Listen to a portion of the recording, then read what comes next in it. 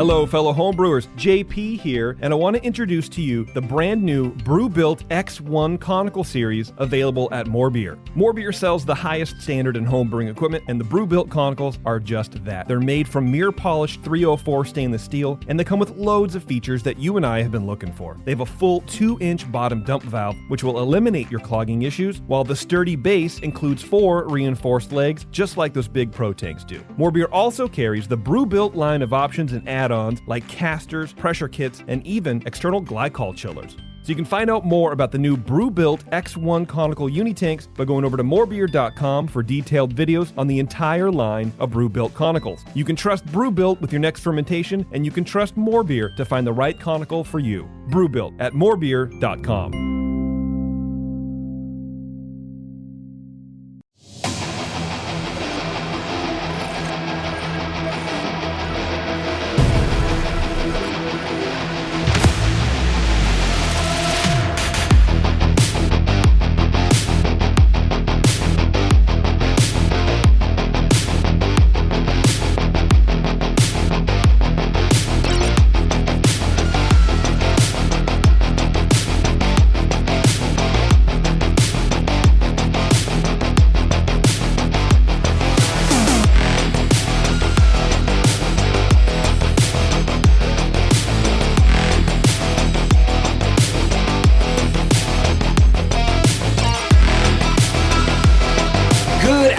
Everybody, welcome to the session live from Modern Times. The Loma Land Fermentorium is where we're at in San Diego, California. My name's Justin Crosley. I'm your host today. My co-host, as always, at least on this tour, is Beardy. Hi, Justin. One word, one name, the Beard. You're real creative with those nicknames. Yeah, the older I get, the better I get at that, I think. So today we are at, like I said, Modern Times, and with my good friend Garrett Marrero, who's the new owner of Modern Times. Yeah. Along with his new company, Craft Ohana. Yep, Craft right? Ohana, absolutely. That's our family, if you will, of craft beer and other beverages. Which we're going to dive into, because Garrett has been, since I've known him, has slowly, and sometimes not so slowly, been building an empire.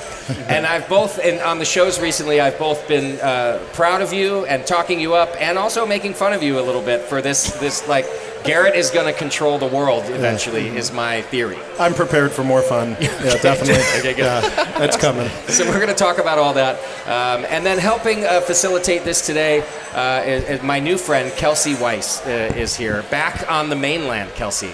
Yep. Happy to be here. Thank you. Thank you for being here and for having us and for setting this up for us. It's super nice to meet you. Kelsey, I know you listen to the show, so that's fun for me. I can make inside jokes that Garrett won't get, but you will. Yeah. So that's cool, right? She'll fill me in. But Now, Kelsey, you lived on Maui, though, prior to moving back for Modern Times? Yep. I was on island for about 5 years, market manager of Maui and Big Island. Got to meet Beardy over there and give him a brewery tour once. yeah, made me feel extra special. Beardy, will you move that mic just a little bit up toward... Yeah, there you go. Hers? A little more. Right about there. Let's try that. Keep settling. Yeah.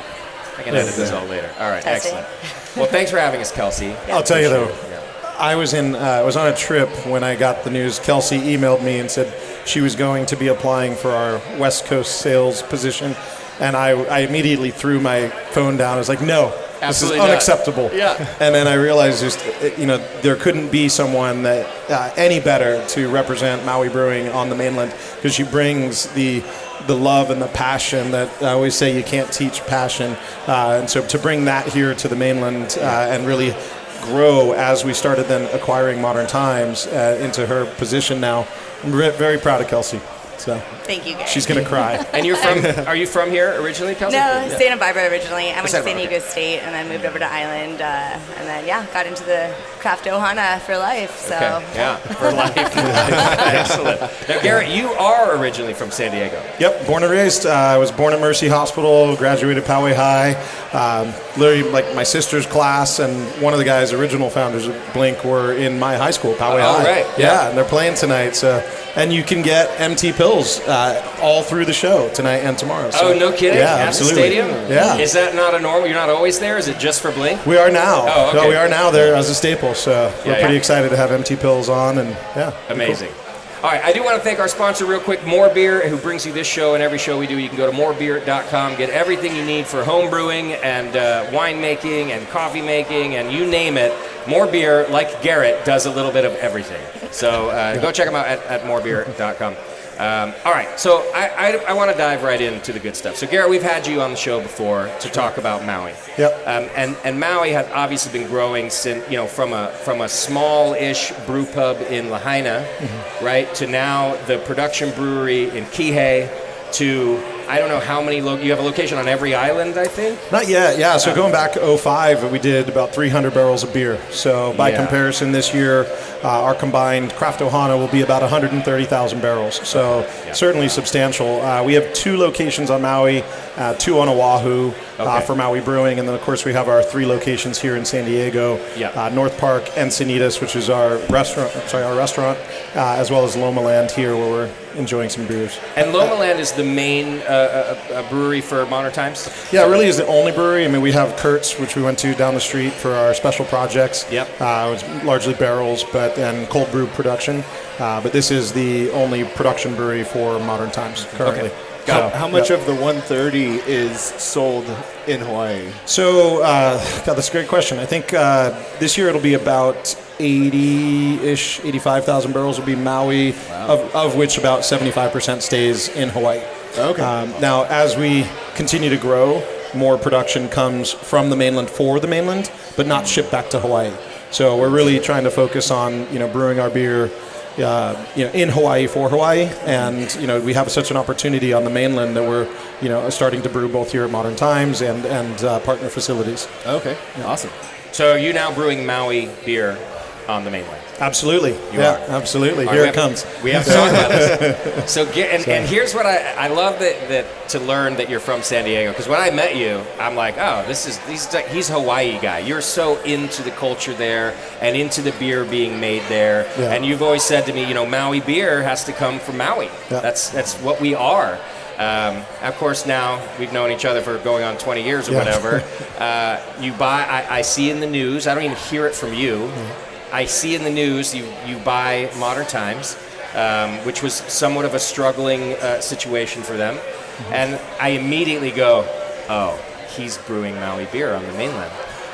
So tell me, and now you tell me you are. Yeah, so I think a couple things. One, in my youth, I might have said we should never do these things. Yeah. Those would have been, what I meant to say would have been, if you're going to do them, you got to be honest about it, right? And then we all know there are brands out there that look like they're from a place, but they're not actually from that place and have no real investment there. And I think that's what I really always strived for, was that Maui Brewing wanted to have the integrity in the sense of place. So when we say it's brewed in Maui, that can should be from Maui. Okay. We're not going to leave confusion that we're going to list 15 different cities on the side of the can. Okay. And let's be honest, 20 years ago, we were both very different people. And, when I'm brewing 300 barrels a year, the idea that I'd somehow be distributing across the world or mainland even alone, that was just not even on the horizon, right? But as we've evolved and, even the last few years, the world changed dramatically. And the choice literally became, do we even sell Maui on the mainland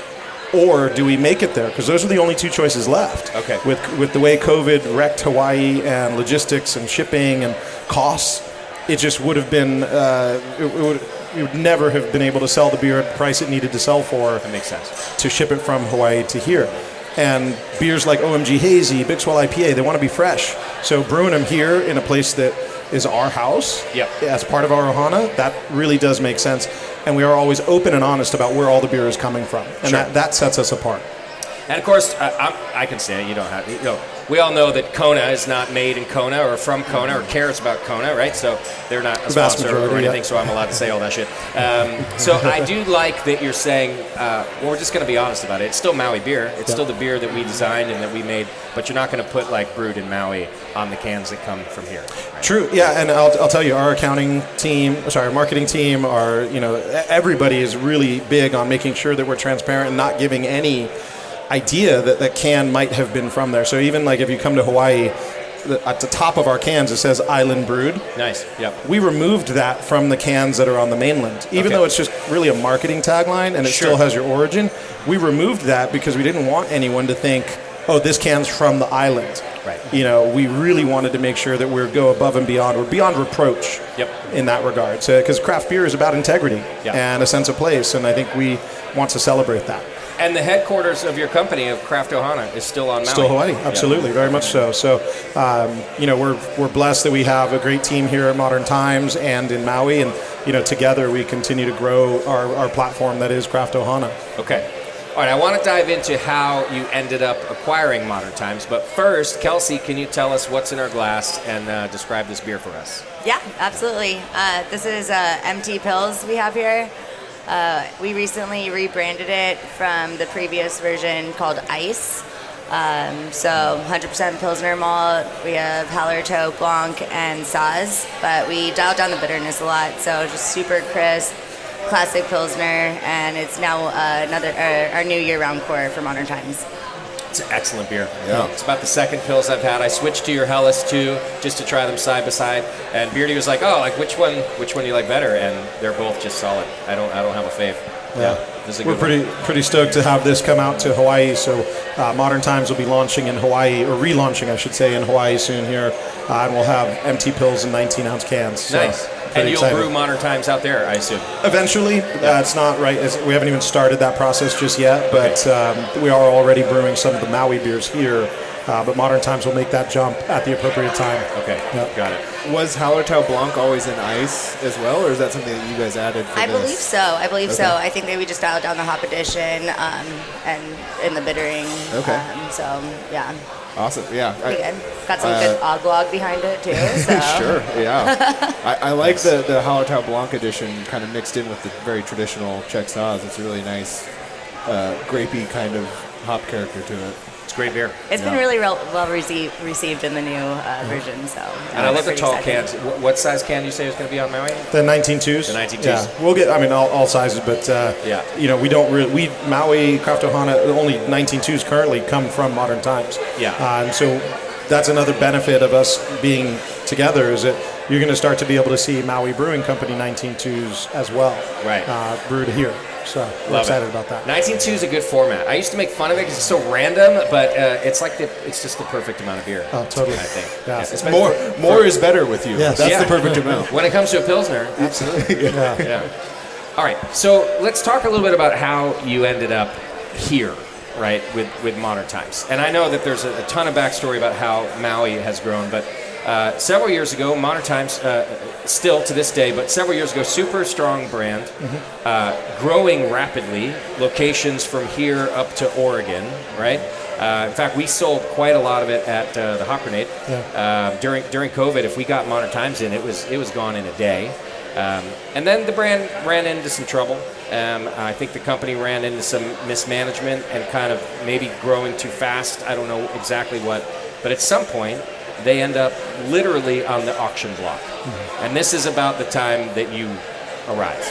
Yeah, it was like 2 days ago was a year that we were sitting in the auction. Okay. Yeah. So you hear about this brewery coming up for auction. You probably had ideas already like, hey, I'd love to have something back where I'm from to help Maui grow. And you see that Modern Times, who has great facilities, comes up for auction, and you just immediately go, that's for me? Let's do it. It was a little...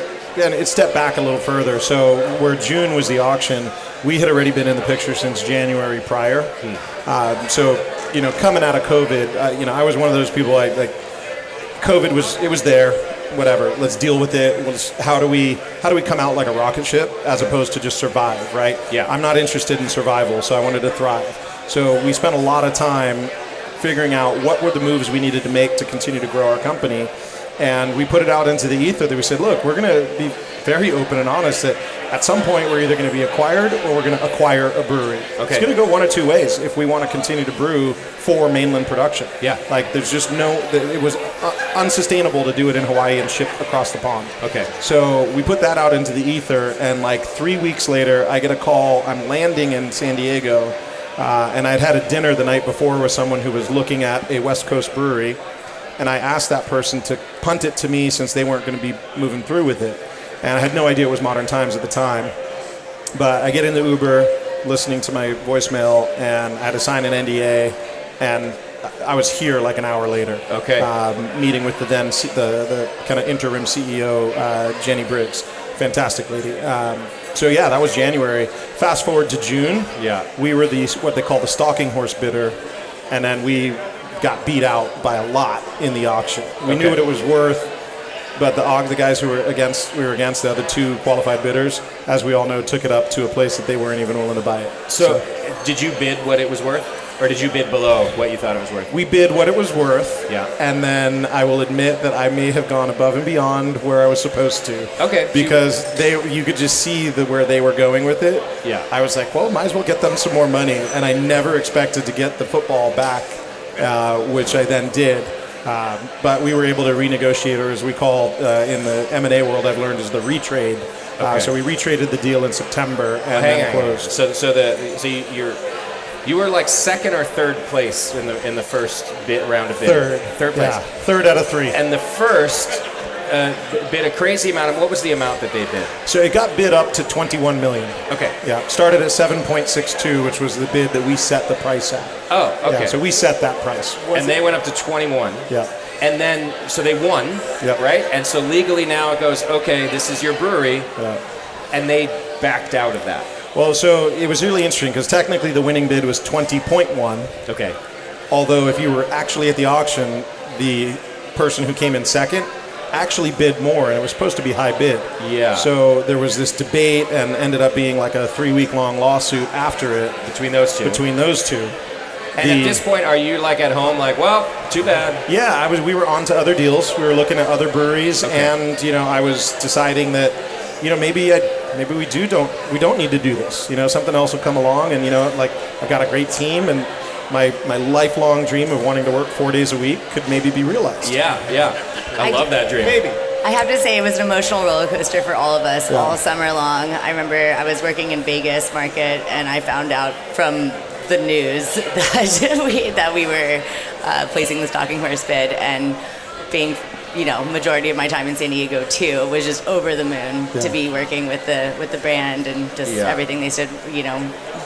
That was hard too, because I couldn't even share with you what was happening. I was like, strict NDA. Wow. I was like, we got it, we did it, we got it. Yeah. Was Modern Times always going to auction, and you just made the first bid because of your discussions in January? So our discussions in January leading up, they were looking for the stalking horse bidder. And the stalking horse bidder in this process basically is the person that sets the base price. Okay. So that you kind of weed out the chaff, if you will, and you make sure that and you define the rules too. So you get to not only set the base price, but you get to set the rules by which everybody else has to play. Oh, so it is a bit of an advantage. You are playing chess. Yeah. Okay. Now, it comes with first rights of refusal. It comes with breakup fees. So, fast forward to June.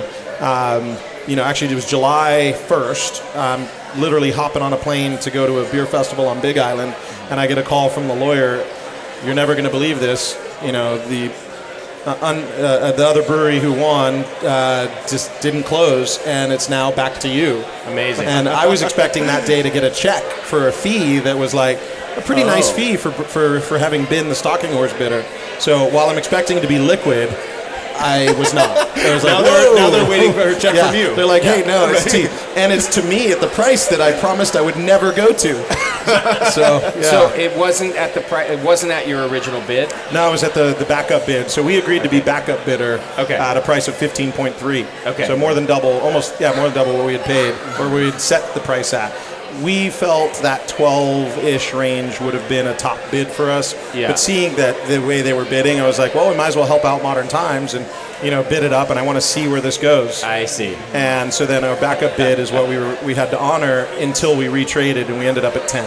At 10. Okay. This is all public information. This is not for self-aggrandizing. This is just understood. all That's out why there. I'm asking you. And I read a lot of this also, but I just wanted to hear it from you also because of the drama unfolding and like how that felt. Because in the end, then, even though it was a bid higher than you ever wanted to go, to me, it's ended up looking like a bargain. Yeah. It ended up looking like you really came out on top. We ended up lower than we were willing to pay. Yeah, okay. Right, at the retrade. Yeah. So it worked out in everybody's favor for sure. And, I don't want to speak on behalf of my teammates here at Modern Times, but, from the stories that I heard, the winning bidder was not well received here. Okay. And I don't want to cast any aspersions on them either, but Sure. it just wasn't going to be a match culturally. And when it came out, when we took some time before we confirmed our bid, there were some things in the background happening. And when we confirmed it, everyone, I think, felt a sense of relief that it was us. Because, we've spent a lot of time in this industry building our reputation and, what craft means to us and how we conduct ourselves in the industry. I mean, you've seen us grow from, when I was 26 when we started. And man. You've seen us since that day. So, we've always been really keen on making sure that we're transparent, that we have our sense of place, and that we're all about quality and innovation. So, how we conduct ourselves in the market, I think, is what gave a lot of relief to our teammates here. Yeah. During that whole process, was Modern Times ever closed? Did they stop production? Were the doors locked at any point? So doors weren't ever locked. Production never really stopped. Okay. But production was restrained by capital, right? Yeah. The right hops, I'll be honest, before we came in, the hops that were on the can weren't necessarily what was in the beer. Wow. And production volumes, and it was like, okay, we got enough money for cans, but we don't have enough money for malt, or whatever it might be. Just balancing. And it was just that capital constrained situation that when a company finds themselves there, it's a painful spot. Right. Yeah. So for you then, okay, so you're the low bid, you don't win, you find out you do. You have to call your banker and say, hey, so remember that 7 I talked about? Yeah. It's not that anymore. Yeah. How does that go? Well, so if 7 came about for an interesting reason. One, we want to look really smart, so we came up with 7.62 because it sounds like we plugged all this data into this crazy algorithm and it spit out, this is the precise dollar amount that this company's worth. Because Love it. My gut would have been to be like, $6 million.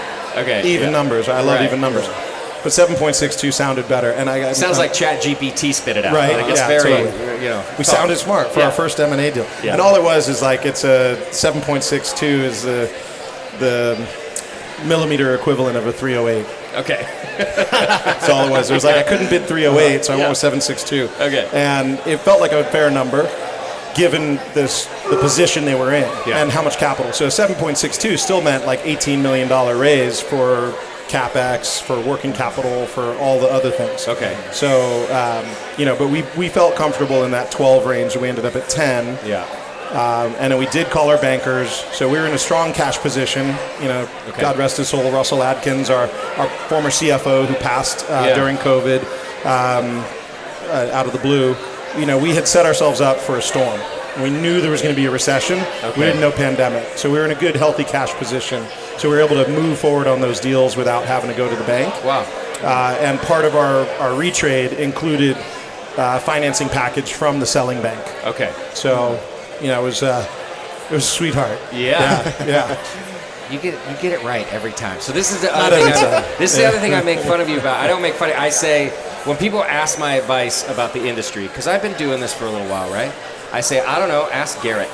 Like, he's the one you ask about how to do things. I think that the moves you make are savvy, they're smart. We're going to take a little break, and when we come back, we're going to talk about some of that, because you've also diversified so much, so many different products. Yeah. I'm pretty sure you now sell maple syrup, for God's sake. Like, I learned that today, actually. So he accidentally sells maple syrup. Right. All right, you're listening to the session live from Modern Times at the Loma Land Fermentorium, and we'll be right back with Garrett Marrero. All right. Welcome back to the session. Thank you for hanging out with us. Today we are still live from the Modern Times Loma Land Fermentorium, the main Modern Times brewery, the Modern Times brewery. Brewery. How many barrel brew house you have here? It's a 30 here. 30. Oh, it's a big old brew house you got. Manual. Yeah, a 30 barrel manual brewery. It looks like a manual brewery. It's a very hands-on place you got here. These guys work very hard. All the men and women here are crushing. So that kind of brings me to my next question, and I'm pretty sure I know the answer. In previous shows, I again made fun of you a little bit. I was like, he's not keeping Modern Times brand. He's buying a Maui brewery. But then I kind of sat down and rethought that. And we talked about it at the beginning of the show. The brand is super strong. So, Absolutely. But I am asking, I don't know what the future holds, and maybe you don't either. But you really do have the intention of keeping Modern Times as its own brand. Absolutely. Craft Ohana exists to bring the two families together. We initially even looked at Maui Modern Times being the company. We said, well, which one goes first? Yeah. And what do you tell the team that's second? How do they feel? And then we said, well, if we're buying one brewery, who knows what the future holds? Maybe in the future there'll be another brand or a cidery or something else. So we said, well, let's create Craft Ohana. I got to give that one to Junk, our chief commercial officer. Nice. He came up with the name. It stuck because it gives us the platform to really be our version of Canarchy, right? Where Canarchy we had that vision, right? Craft Ohana really kind of speaks to how Maui works and how Hawaii works. What right? does it mean? Ohana is generally family, okay, right? And so we're all kind of one team, one dream, but we're all individuals as well. And bringing the best of what the brands have together, that's what Craft Ohana is meant to celebrate. Okay. And absolutely, the Modern Times brand isn't going anywhere. I'd be completely honest with you. I think the way California's government has set things up to do business here, we would not have picked California as the place to open a brewery. But Modern Times is such a great team, such a great brand, and of course, amazing beer, that we're like, that has legs. Like, we can bring that back. I mean, you got to remember, in 2018, Modern Times was bigger than Maui Brewing. Yep. Right? By quite a bit, by like 20,000 barrels. Okay. So we just saw the opportunity to bring two great brands together under one roof. Yeah. But it is absolutely not going anywhere. True story, I did not like Hazy IPA when it first came out, especially. And I was gone for like 3 weeks, and I come back, and we had this Hazy IPA on tap at Maui Brewing. I was like, we didn't brew a Hazy. And it was a collaboration we had done with Modern Times. Oh, yeah. And so Maui's first Hazy was a collab with Modern Times while I was out of town. Kim was very artful in her scheduling. Nice. And I tasted it, I was like, oh, God, I hate it because I love this beer. And it really changed my mind about what Hazy IPA could be. Yeah. And here we are today brewing Maui Hazy IPA at Modern Times. I love it. Shout out to Kim. She's a wonderful, wonderful person and brewer also. Okay, so and here's the other reason I sort of backed off on thinking that you were going to kill the brand.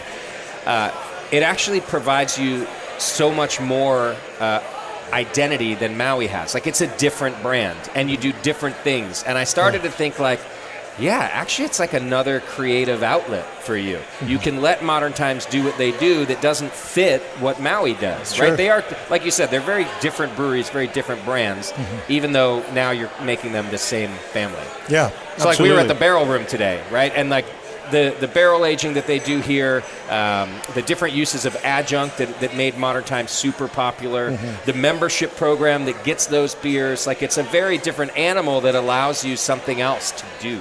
Absolutely. You did see the luau happening in the parking lot, Justin, right? So you gotta bring it together a little bit. Oh, okay. That's the Ohana part. Yes. Yeah. Well, we saw exactly that. What Modern Times was known for were not the beers that Maui's known for. Yeah. Now, Maui diversified into beyond beer much earlier than most, right? We, even back as 2013, started changing laws to be able to not only brew beer, but distill spirits, make seltzer, we have a wine license so that we can make cider, all the things, RTDs, you name it. Diversifying into more beer was kind of like, well, we do a hazy, but Modern Times has such great hazies. And then we don't do really the imperial stouts. And I mean, you got like, I know we're going to try the final course later, but what Kyle and the special projects team, what they're doing over at Kurt's, unreal stuff that we don't even have. And like I said, learning that we even bottle and sell maple syrup once a year because of our maple syrup beer, I was like, that totally makes sense, but I didn't know that. Yeah, and then you already started scheming about how you're going to add on to that by putting the spirits right, because we have Kupu, our distillery, the synergies between the two. I mean, any brewer that does barrel aging, like the bane of your existence is getting fresh and still wet barrels that will hold liquid, right? Yeah. And now that we own a distillery in Hawaii, so being able to send those barrels over here to make cool new shit for craft beer drinkers that love the brands, that's really the ultimate, right? Because we can pass back and forth and feed off of that energy to a mutual success for everyone. And you know who really wins in that? The craft beer drinker. Right. You could get to geek out between a team of really talented brewers, distillers, dare I say, seltzer makers and others, to really do some cool shit. Aren't you going to do like non-alcoholic beer too out at Maui? You're doing everything. We have one we've developed. Okay. We hit a rough patch with being able to produce it in mass, and so we're working on that. But we did a non-alcoholic Maui lime lager. Oh yeah. And I'll tell you, this was last August. We had it on tap for the whole month, and I drank nothing but Maui lime lager NA. Nice. Fantastic beer. Definitely looking forward to having that back. See, those are the things when people ask me what's next, what's the future, I go, I don't know. Go ask Garrett. Non-alcoholic seltzer. Yeah. Absolutely. No kidding. That's where it's at, non-alc seltzer. All right, tell us about the beer that's in our glass right now, which is Maui Brewing Sunshine Girl Golden Ale. Oh, so Sunshine Girl. Well, we should turn this over to you. You're going to be selling it, and what's the announcement we have to make today? Here, hang on, Kelsey. There you go. Am I here? Yeah. Yep, Okay. you're here. So this is actually coming to Southern California beginning of July for the first time, so we're pretty excited about that. Nice. This was one of our limited releases on island for, I don't know. 2019, I think we came out? Yeah. And then I was just looking up in 2021, January, that's when we first found out it was going to be a year-round core. Mm-hmm. So by popular demand, really, it was one of the best tasting beers in our tasting room. So year-round core in the state of Hawaii, and now available in July all over California. So nice. Yeah. There's no fruit in this beer. It's no. That's all because it's fruit forward, but it's from the hops. Yeah, and that's Crazy. where so it's Cal Ale, 4.8%. I believe it's Laurel, Citra, and El Dorado. Okay.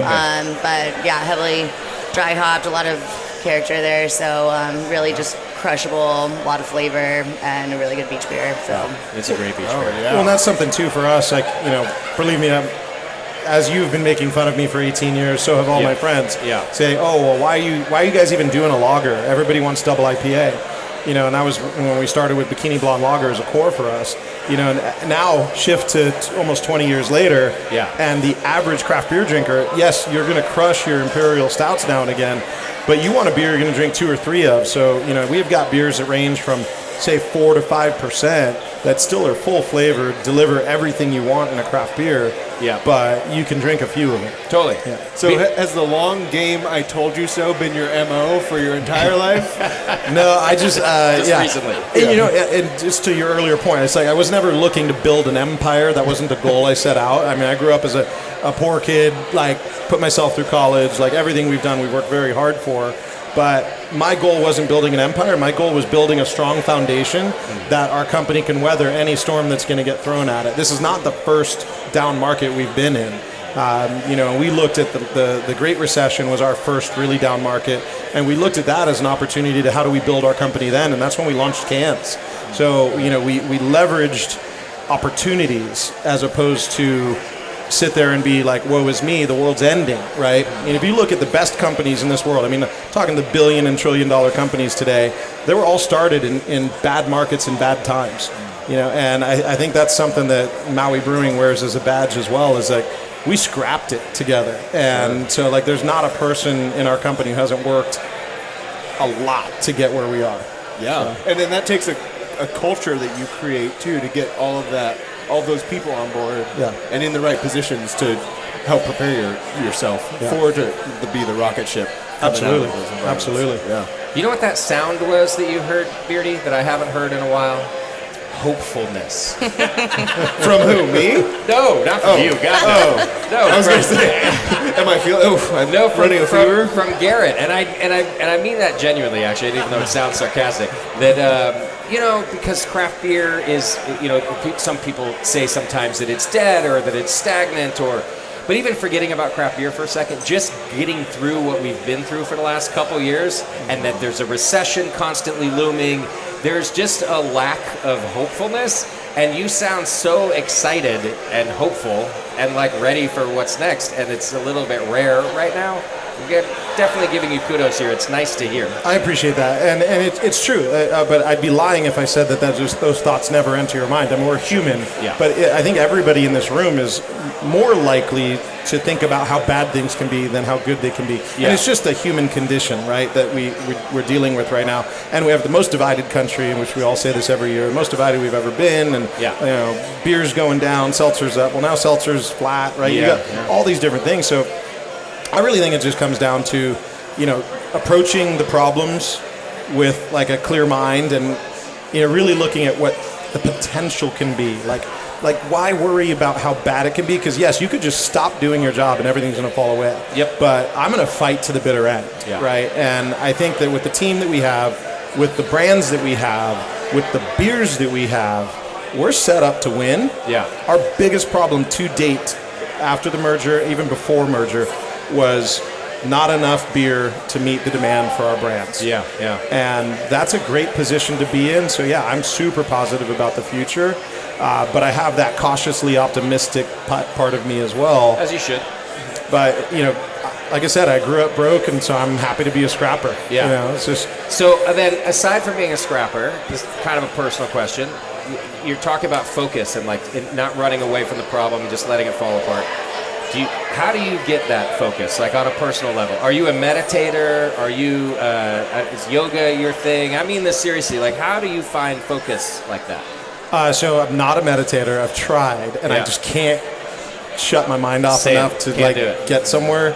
I have learned a little bit about breathing exercises, which are helpful, but then I get in my head about, am I doing it right? So then I'm like, forget it. Then you just committed breathing wrong. Honestly, it's... It really is just work hard, and when you're done for the day, just be, as we say in Hawaii, you just got to be pow, done. Okay. Stop for a minute, have a beer, relax. The love of a good woman helps sometimes. Yeah. Just having good friends around all the time. But ultimately, I think for me, if I need to shut off and get out of my head, it's not drinking beer and it's working out. I have to get a good workout in. Okay. I think honestly too, a lot of things we're seeing in society even right now is just a lack of health, and not just physical but also mental. But so much of your mental health comes from your physical health. Yeah. That if you just stopped for a minute and worked out and did beet juice for 5 days, I'm telling you, you're going to be happier next week than you are today. Right. Because your body's going to feel better. That makes sense. And I mean, we have to do it all the time, and just hit that pause button, and then you can get back to it. But you're happier because you don't have to eat beet juice every day. Exactly. Right. Yeah, I love beet juice, but honestly, in our business, you better be cleaning out your liver. And that's a great way to do it. It's a true story. Yeah. I travel with my own personal juicer. Excellent. Yeah, so I just wanted to ask that because, like you said, I do think there's so much unhealthiness, including mental health, in our industry, in every industry, in the U.S. right now, in the Western world. So it's just something I've kind of always thought about how you gain that focus. Yeah, and I love to cook. I mean, I love being with friends. I mean, but at the end of the day, you gotta separate yourself from what's stressing you out and go somewhere where you put your focus in. I learned to fly as well, and that's another place where you're flying a plane, you can't think about the other things. Mm-hmm. It's a mental hazard if you're flying with your mind elsewhere. Right. So you need to be present, and that helps to kind of force the meditative state that I'm incapable of putting myself in naturally. Yeah, I can't do it either. My shrink, he started to recommend meditating to me, and he goes, "Oh no, never mind. You have ADD. That'll never fucking happen." So I gave that up really quickly. But you do have to find things to focus, and then also just since we're talking about health, I actually think that's part of why NA beer is having this 100%. Resurgence or surgence and might be the future, because people are, as much as we love our beer and our alcohol, right, we're starting to become a little more conscious of what it's going to do to us in the long term, right? Sure. Which is hard to be an alcohol producer and think about it at the same time. So is that part of why you adopted maybe getting into non-alcoholic beer? Not necessarily. I mean, it's part of it, certainly, but I think for me, too, it's just, you're trying not to be all things to everyone, right? There's no way we can do everything. What we're going to do has to be purposeful, and it has to make sense. But that fits a segment for us where when we started Maui Brewing, the idea was that we would offer beverages that people were drinking back home that we're coming to visit Hawaii, right? So let's offer you a local alternative of what you have back at home. Okay. That was the simple premise, right? So being able to offer something like an NA that's actually someone wants to drink, that makes sense for us, right? We want to keep that, that better mousetrap concept, if you will, right? So you stay inside. Now, we support breweries like Athletic and others that make non-alc beers. We're legal, but, having our own in-house also makes sense. Heck yeah. So, all right, let's do this. Let's take another quick break. We've got some more beer to try, and I think we're going to get to try some of Kyle's beer before we end this show too, right? Sure. We got to do that. Who runs what's the program you called over there? Special Projects. Your Special Projects program over there. So we'll do that, plus some others. We're still here at Modern Times, the Loma Land Fermentorium. Hang in there. This is the session, and we'll be right back. Welcome back to the session. Thank you so much for hanging out with us today at Modern Times. We're at the Loma Land Fermentorium and having a great time talking to my friend Garrett, drinking some good beer. I think the beer in our glass right now, actually, before we get to the beer in our glass, let's talk about Modern Times is about to celebrate 10 years, a 10-year anniversary. Yep, and you guys are celebrating that. We are. And I think this goes back to one of your earlier questions, like, is Modern Times going anywhere? Absolutely not. We're leaning in, and we're super stoked.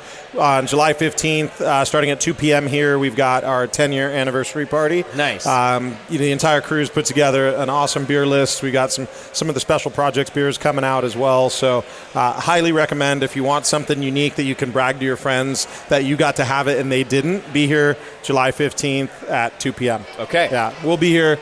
The entire leadership team from Maui. We've got a few more people coming out as well. So we're pretty stoked. Nice. So, yeah. I love that. And I didn't realize that Modern Times had been around for 10 years, too. They seem like this is actually part of the power, I think, of the Modern Times branding. Yeah. It feels so young and modern. Yeah. Later That's timeless, really. I mean, that's one of the things that attracted us was the branding, where it's got this, where it has this sense of timelessness. Yeah. Maui has a sense of geography and place. Sure. Right? Yeah. So if you look at the places those fit, between our brand families, we can really go anywhere. I mean, we have 5 different brands in our brand family, if you think about it. So Modern Times Beer, Modern Times Coffee. Okay. We have Kupu Spirits. Yeah. Maui Hard Seltzer. And Maui Brewing Company. Yeah. Okay. We also technically have 6. Maple syrup. Island Soda. Oh, maple syrup.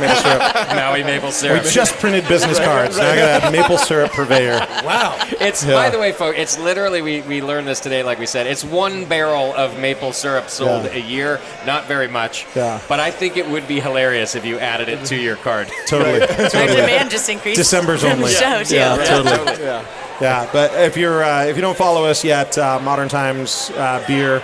That's the best way to stay up to date on the events and such here as well. Of course, nobody goes to the web anymore, but if it's a last ditch, you could go there. Or your social. Find it on your social. Or find it on social media. You're actually a big social media person because you not only have Maui Brewing's handle, you have Maui Garrett handle. Yeah, that's me on the other side of my life. But you travel a lot. It's mostly travel, food, dog. And dog. Yeah. Okay. Yeah. Do you still rescue pit bulls? Well, I have one rescue. Yeah. We have one rescue, Louie, and he's a sweetheart. But I don't have any more dogs in the future right now. Okay. Unfortunately, we did have to put down one of our rescues not long ago, last week, Monday. I'm sorry. Peely. But I mean, pit bulls are the most loving dog you'll ever meet. Yep. So. We just rescued one back home too. Yeah. He's an old boy, but he's a good boy. Yeah. Same with Louie. He's an old boy, but a good boy. Yeah. All right. Tell us about the beer that's in our glass, which I think is it the first Maui beer canned on the mainland? Yeah. So this is the first Maui beer brewed and canned here on the mainland at Modern Times, I should say. Yep. So this is OMG. So our Orange Mango Guava Hazy IPA. It is OMG good. It is. I love this beer. But it's a Maui recipe or a Modern Times recipe? So this is a Maui recipe that our COO and president Scott Metzger, had the idea for OMG because we were the first to use POG in beer. POG is like OJ in Hawaii. It's passion orange guava. Okay. But, as with coconut porter, often imitated, never duplicated. Yeah. So we had to evolve further past that. And so we said, okay, well, everybody's now doing POG. What's next for us? So we came up with OMG, and James and Kim just knocked it out of the park with this beer. If you haven't had it, You must try it now. It is on tap here.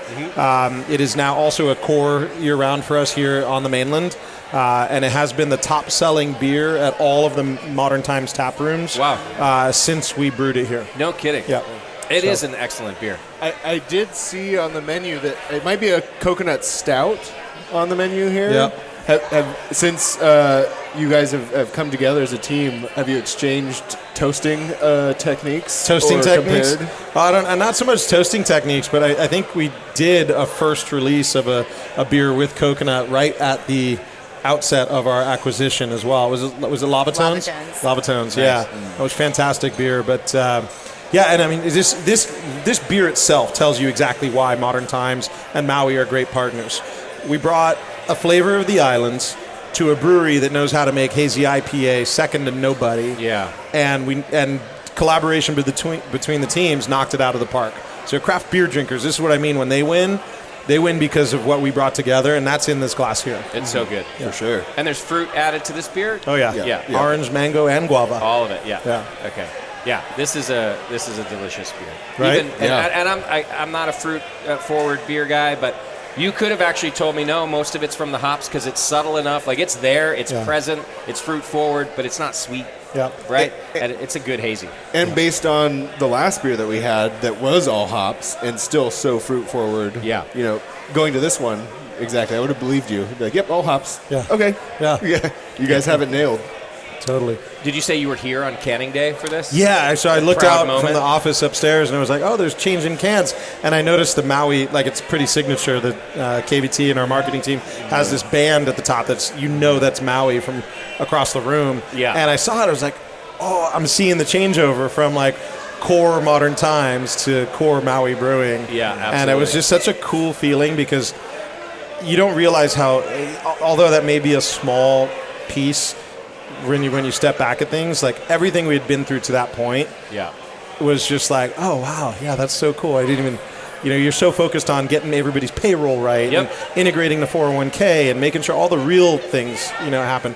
But then to see your beers come together too, we're like, absolutely. Yeah, it was a proud Papa moment for sure. Well, we talked about focus a little bit earlier, and one of the things that I have tried to be deliberate about is if you don't stop and celebrate the moments and the milestones, it always is just what's next.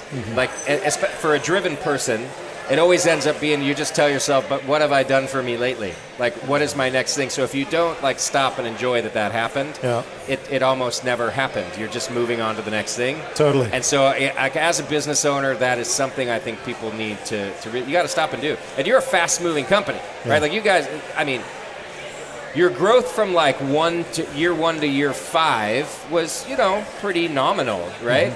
But from year 5 to now has been pretty damn rapid, especially since Kihei opened. Totally. Well, I mean, that's a perspective. Year 1 to 5, 320 barrels in year 1. Year 5, we did 12,000 barrels. Okay. So that's pretty good. Okay. Good growth. Yeah. But then you look at opening Kihei, we did 22,000 barrels. 2012, 2013, we did 44,000 barrels. 2013 or 14, sorry. So doubled again. So doubling the volume at 22,000 barrels was a huge amount. While also opening other brands. Yeah, and other restaurants. And so we've grown on all sides of the business. Sure. Yeah. So from a distributorship perspective, I haven't had Modern Times at the Hop Grenade in a little while. Yep. Right? And I don't think that it's not available up there, but it was less available. Yep. Is that something you're working back towards, getting back into all the markets too? Not all the markets, but yes, your market. Thank you. It's coming. It's been supply chain. I think we talked about our can line issues earlier. There was, exactly. A function of distressed cash flow situations mean that maintenance gets put to the wayside, right? If it doesn't have to get fixed, it doesn't get fixed, and you're certainly not preventing maintenance, right? Preventative stuff. So, we've been battling a can line that's been down largely for a couple weeks now. We've got technicians in this week. The entire team here has been working diligently to get that fixed and up and running. But that was a function of the way it was managed prior, right? Sure. Where we put our money into equipment and maintenance and our people, and there just wasn't the money to do that before we took over. Yeah, so we'll get past that, and we'll be able to supply our wholesalers. We've largely united our footprint. There are some places we're in different houses, and we either unable to come to terms or just didn't make sense to move. Yeah. There have been places where Maui moved into Modern Times house. Yeah. And there have been others where Modern Times moved into Maui's. Okay. And are you still a distributor on Maui, bringing beer back and forth? No longer. We did shed one thing. Yeah. Sometimes you have to shed sometimes you have things. to, yeah. You do have to sleep. Yes. Yeah. Yes. Okay. Well, and this is... You're getting lazy, Garrett. Yeah. I'm not 26. Yeah, right. You know what it is you learn what you're good at. And you know what? It's weird. The things you're good at are the things you actually like to do. Mm-hmm. Sure. And this is never going to take the credit for this, because it's like I get to sit here, but it's because people like Kelsey and Kyle and Cameron and Jake and all the people here and back in Maui that actually make it work. My job is to kind of put the business units together in a fashion that actually cohesively makes sense. Sure. They're the best at those jobs. I'm definitely not the best brewer here. I could work on the can line better than I can work on the brew house. Guaranteed. But putting the right people together to make those things happen, that's a skill set that I have. Yeah. And where we have a retail division, which is all our restaurants, that's run by Chris Tebow and Jeff Martin, my partners on the restaurant division. They do that, right? Yeah. I run the brands as a whole, and Scott is our president of the brewery division. Yeah. And oversees all brewing operations, right? So, and then in both houses, we have Kim, VP of Operations Hawaii, Rob, VP of Operations California. Okay. So we have experts doing their jobs really well, which make me look good, but it's because they're awesome. That makes sense. Like running a real company. Yeah, it's weird. It's so weird. Yeah. I used to try to do everything, and I realized I'm not good at all of it, for sure. Yeah, no, you gotta let it go and let people do what they're good at, like you said. Okay, before we bring in Kyle, director of special projects over there, and we let Kelsey go, I just want to ask you, Kelsey, why move back to the mainland? Now I know you're kind of from here, but Maui's pretty dope. So I'm just were you also excited about the Modern Times brand? Like, just walk me through the decision. Yeah, well, I mean, working on Island for 5 years is amazing. Yeah. And then just to take over more territory on the Southwest, was definitely a step up in my career. Okay. And, just being an extension of Garrett where he can't be all the time. Yeah. Then it has its perks, the mainland, after living there during COVID, to be honest. So DoorDash is really nice. Pumping my gas from not having to hold it the whole time. Little small things like that, I guess. So I kind of wondered about, honestly, I was thinking about you and thinking about you coming back here. And I've been to Maui so many times. I just love it there. But I did wonder, since I'm only there for short times, island fever is kind of a real thing, right? So maybe after a little while, did you feel like, I just lean a little more freedom of the mainland? I don't know. No, not really even. Not that, I mean, okay. Yeah. I mean, we have great beer on Maui. We have beautiful beaches. I didn't really get an island fever per se, but yeah, I don't know. There's great Mexican food here, so I can't live without good Mexican. Yeah. I really can't. Kelsey's being coy. Kelsey, I could tell, she wanted to grow in beer. Rewind to when Kelsey was a tasting room attendant and did our tours, right? She was our tour guide at Maui. Okay. And I used to love it because where my office is I don't have the office that's like ocean views. That's our restaurant division has that. I'm in the back and I can see tanks on all sides and then a tree outside my window. And I would hear Kelsey stop at the fermenters, our big outdoor guys, and she'd tell jokes that were just like dad joke to the max. Yes. And I would just laugh and I'm like, who is this girl? So I get to know her a little bit. She applies for the sales position. And I was like, all right, let's get on Instagram.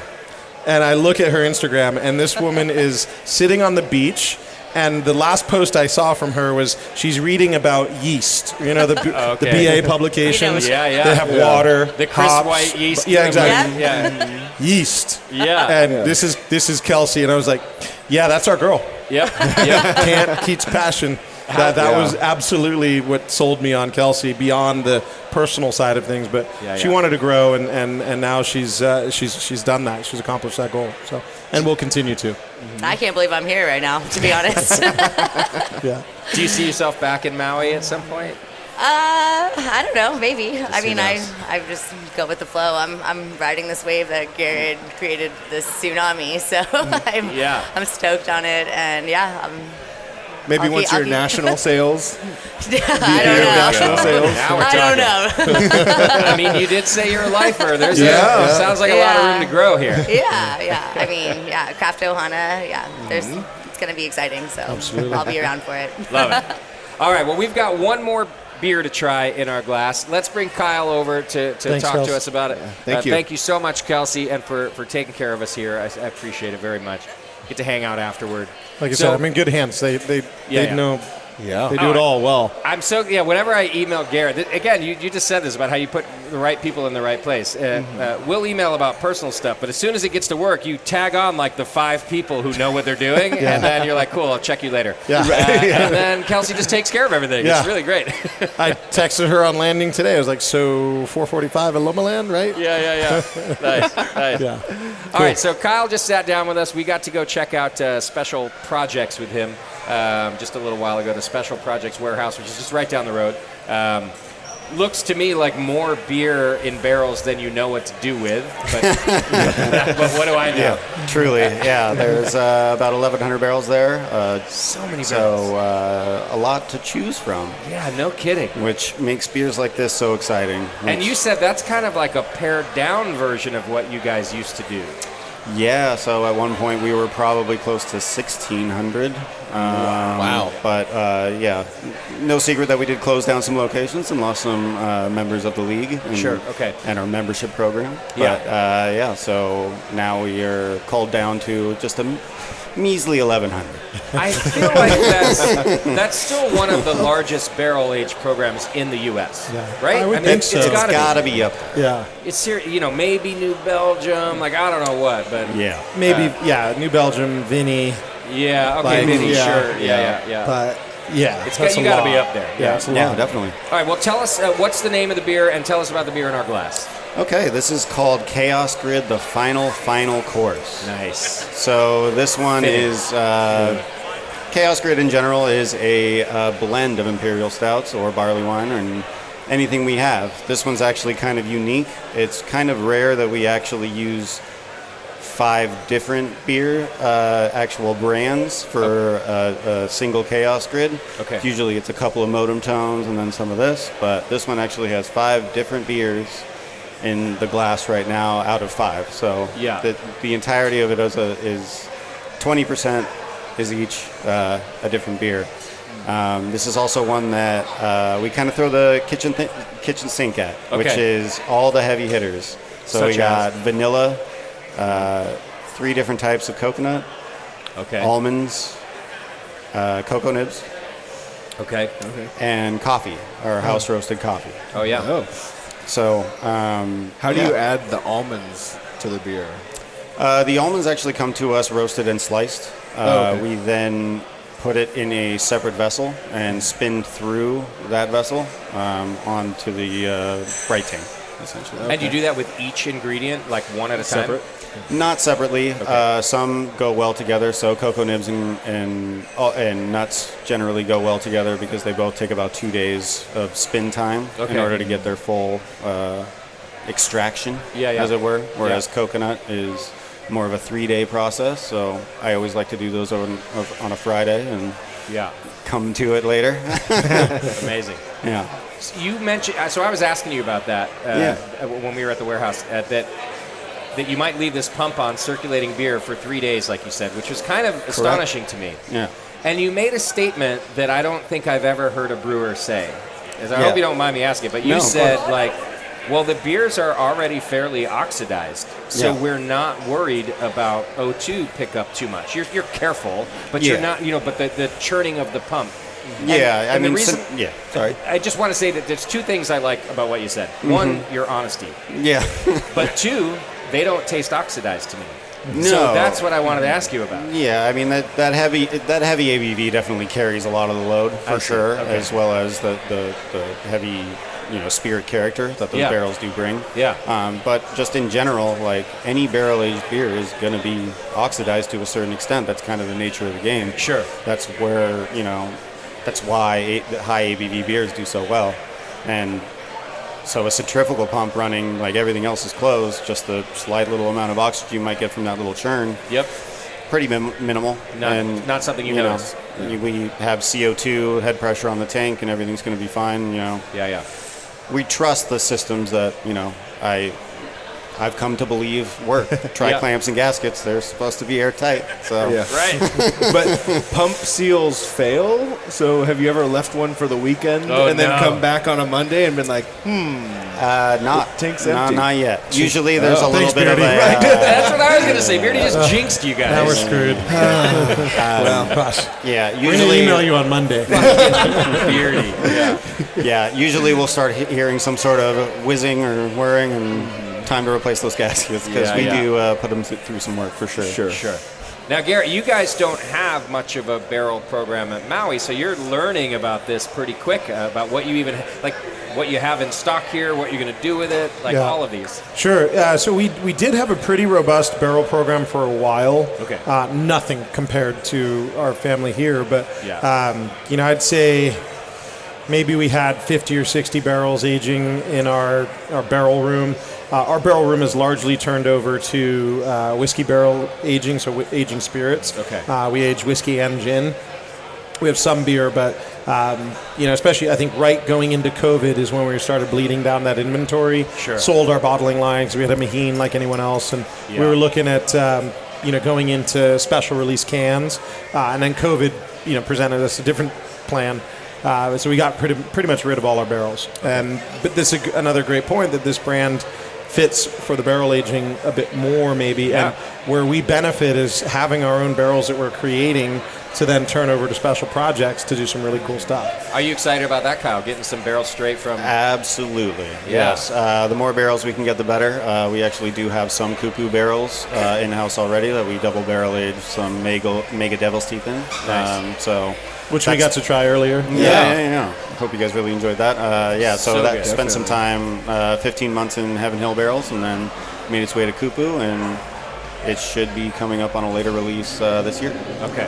I was super impressed with that beer in that it's often those types of beers need carbonation to kind of help balance themselves out. Mm-hmm. But I was just shocked at how drinkable that was straight out of the barrel. Yeah. Mm-hmm. Yeah. I could easily work through a tulip of that as is, essentially, just chill it a little bit. It is really funny. We have been putting on these behind the barrel events for our League and Theory members, where we are pulling nails directly from the barrel and giving it to them. And it's funny how oftentimes they say, "Hey, can you just bottle this still?" Just like that. I'd be really into that. Yeah. That's how I felt about it too. And you said no, we haven't even added adjuncts to it yet. It's nowhere near done. Yeah. But it was delicious. Yeah. Totally. Yeah.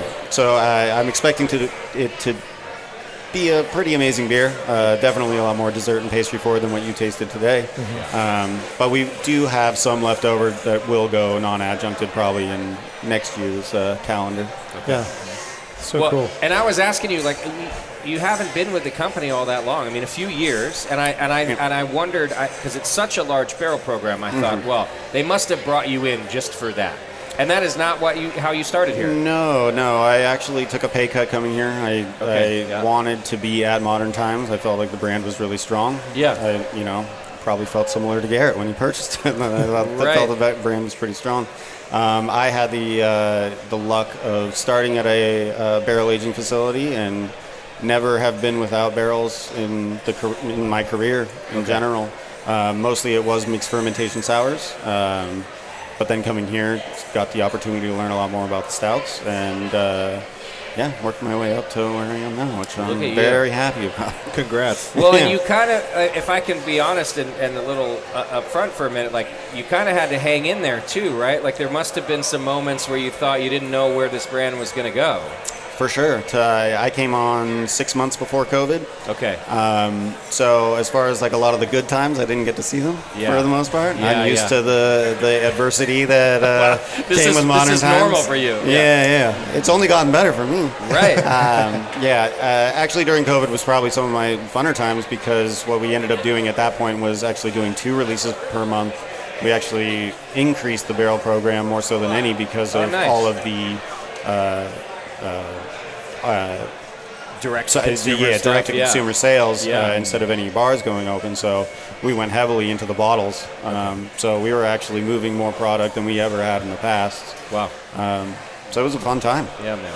Well, good for you. You're doing good work. This beer is absolutely delicious. Yeah, just a candy bar in a glass. Yeah, it really absolutely. is. It's, What is it, 13.6? Yeah, it looks like it. About 13.6. Yeah, this also, the smallest amount that this beer was aged in was 22 months. Okay. Largest being 34 months. Oh, wow. So anytime within that time span, those 5 barrels sat.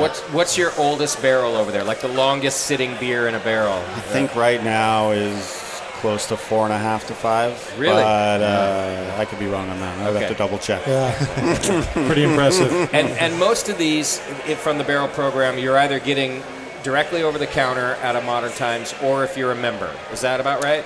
Yeah, so draft, and then also the bottle sales go pretty much direct to our membership club, the League or Theory. And members. You're still accepting members? That's still, Okay, right now we're in our mid-year membership renewal. So if you guys are interested in the San Diego area or can find a proxy, it would be great for you guys to try and sign up right now. We only offer it 2 times a year. So you ship it, or you got to pick it up? You got to. We do ship throughout California. Within California. So Northern California folks can order. Okay. For an added fee, but there is. Opportunities for anybody who wants to try this beer. Nice. Nice. Well, Garrett, you did it again, man. Another smart move. I'm just following your career, and I'm gonna, when I start making moves, I'm just gonna do what you do. One of these days, you'll make a smart move, Justin. I know. That's what I'm saying. Eventually. Yeah. I'm a slow learner, but at least I have someone to learn from. Yeah, you're moving. We'll see if it gets By moving, smart. I'm just still driving my RV from point A to point B. That's me moving. Yeah, right now. But and then I envy you driving around doing podcasts from breweries. That's kind of pretty cool too. I'm on the 4-day work week. Yeah, you are on the 4-day work week. You're still working toward. Yeah, totally. We can trade notes. That's my long-term vision. Yeah, I think you're going to be fine. Yeah, I'll get there. I'll get there. Yeah. All right. Well, I've said it before. Next time I come to Maui, I need you to fly me somewhere. Because I want to be in your airplane. Yes. So I'm going to next time I'll make sure I'm there. I'm going to bug you about that. I'll give you notice. How about that? Yes. That'll probably help. And then I do want to congratulate you. I just think it's awesome. I'm stoked for Modern Times too. I think you are a good steward of the brand. I do like to make a lot of fun of things on the show and keep it lighthearted, but I think you're a great steward of this brand, and I'm pretty excited about the future too, so congratulations. Yeah, I'm pretty stoked. I mean, I couldn't be more happy than to have these two families come together and really leverage what we both do best. So hell yeah. We do have a gift here for you. This is in true Kelsey form. Oh, we didn't talk about the gift that's already around our neck too. That's right. That's true. What is this around my neck, Kelsey? It's a traditional Hawaiian tea lei that I learned on YouTube when I was living in Haiku and had some downtime out there. Nice. No electricity. She literally was. What is it made out of? Twisting them together. Tea leaf. Tea leaves? Oh, yeah. Yeah. Wow. Thank you. Yes, thank you. I love it. Yeah. It's Beardy's new beard holder. Exactly. I can tuck it for when I'm eating. Yeah. I can just hold it. I'm gonna wear it all week. It's good for it's for good fortune and also So this is the last time we did we took a picture together in I think 2019 maybe it was. You each get one of your Craft Ohana shirts. So folks at home, I had to dig through all years and years of Garrett's social media Instagram posts. So folks good. at home, the Craft Ohana shirt, if you're listening to this podcast, is it's a shirt with a picture of me and Garrett together inside a heart with other hearts, and it says Craft Ohana and the Brewing Network. It's my new favorite shirt. I'm never taking it off. I'm going to wear it all week at the conference. There you go. Craft Ohana loves the Brewing Network. Right. I'm going to wear it at HomebrewCon all week. Will you come to HomebrewCon with us, the club night on Friday, and all Absolutely. wear our shirts? Oh, yeah. Absolutely. This is ridiculous. Will the and lei amazing. last until Friday? Yes. Yeah. Well, when Kelsey wanted to do the shirt, she sends me I was on a plane. So I land and I get 19 texts basically in a row. I was like, hey, should I do a shirt? Oh, I'm overthinking it. Should I do a shirt? No, I'm going to do a shirt. I did it. Do you have any pictures? I found some, don't worry. And it was all these things. So she had the whole conversation without me. And I was like, yeah, that sounds great. Yeah. Well, what I love most about the shirt is that it's the most handsome person in craft beer and the second most handsome person in craft beer. on one shirt. I was going to say Garrett, the I'm most gonna let you handsome person figure out in who craft that- beer media. Yeah, okay. Well, no. Two just- number ones. Don't ask me. I'm Oh, biased. we both get to be We both number get to one. both be number one Everybody now. gets a trophy. We both get a trophy. That's even better. Yeah. I always joke that it's me because I'm a narcissist. You and David Walker are we're the handsomest. David Sam Walker is a handsome Calagione man. is now like a distant fourth. Yeah. Is what Oh, I've wow. done. Yeah. Okay, Oh, Sam. yeah. Oh. He's a distant That's fourth. tough. That's tough. Tough crowd. I don't know. You. We should do that on a show next time. Be like, we could rank them. We should have all of us on one and let the listeners vote. Yeah, there you go. Yeah, Yeah, Slido. I also will totally cheat and that vote will go however I want it to go. Radio totally. people aren't known for their good looks, Justin. Yeah. So That's why we do radio. Yeah, That's right. why we do radio, I think it's yeah. better that we separate out the actual good-looking people in craft beer and then the communications department. Oh my God, Kelsey, this is my favorite gift in the history of the Brewing Network. I swear Your to God, favorite I'm not, free T-shirt I'm ever. not joking at all. This is so amazing. Yeah. Thank you. You guys are the best. Can I get mine signed? Kelsey would love to sign your shirt. Yeah, that's right. Yeah. No, we could absolutely do that. Oh man. I love the heart, though. That's the The best heart, part. Yeah. it just makes it. We look like a '80s sitcom. It does, doesn't it? It exactly does. Knock on our door. Yeah. Right. Perfect strangers. Yeah. We're, Yeah. We got the girls' crop tops, but oh, we were oh, there you just go. maybe next year, guys. I might need a couple Oh, extras. jeez. Cammy got one too. Yes. Oh, there we go. So it's '80s night at Modern. Here, Times. let's hold them up for. One more photo. Well, thanks everybody for hanging out with us here at Modern Times. It's a Blink 182 show tonight. Yeah. So everyone's on their way to that now. Yes. Enjoy the show. Don't forget to drink MT pills while you're listening to all the small things. That's what I'd be doing. It's going to be one hell of a sing. What's my age again? What's my age again? Yeah. All the things. Yeah. All right. Thank you. I to remember our- singing when we were You're talking good. about this. This was what did you call it? It's like where everybody's gonna be singing. Oh, the world's Sing-along. largest sing-along. The sing-along. Is about World to largest happen over sing-along. there. Yeah. I remember being not 23, thinking that nobody likes when you're 23. Like that was old. Yeah. Like so that's a long time ago. Now it's a bunch of 40-year-olds over there singing "Nobody Likes When You're 23." Yeah, exactly. Yeah. But now they mean it. Now they actually mean it. Totally. Well, thanks to our sponsors. Don't forget to go to morebeer.com, williamsbrewing.com, 21st Amendment, 21st Amendment, one of our wonderful sponsors who makes just absolutely great beer. Beersmith Brewing Software. Go to beersmith.com, get your free 21-day trial. And thank you so much to Modern Times for hosting us here. I'm glad you got a home back in San Diego, man. It's pretty great. cool. It's great to be back. Yeah. Keep making good beer. You're listening to the session. Our next stop is White Labs. We'll be there in just about 2 days. We're doing our Brewing Network 18th anniversary party. Oh, wow. At yes, I'm finally legal-ish. We're doing a little party at White Labs. Legal for what? just to smoke, I guess. To go to actual jail. Yeah, now I can go to jail. So we're doing our Brewing Network party there, and then, of course, the Homebrew Conference. We've got a bunch of shows that we're going to post from you from the Justin and the Beard Tour, the Summer Lager Tour, we've dubbed it. We even started today with a lager. Every place is brewing great lagers now, so it's been pretty cool. Yeah. It's nice to be right every now and again. What did you say his new tagline is, I told you so? Maui Brewing, I told you so. I told you so. Yeah. I told you Craft so lager. Ohana. I fucking told you so. All right, folks. Thanks for hanging out with us. We'll see you next time here on the session. Take care of yourselves and your beer. Cheers. Aloha. Oh, Kelsey didn't get to do her toast. We call them odes. Normally done from standing on a bar, but that's not safe.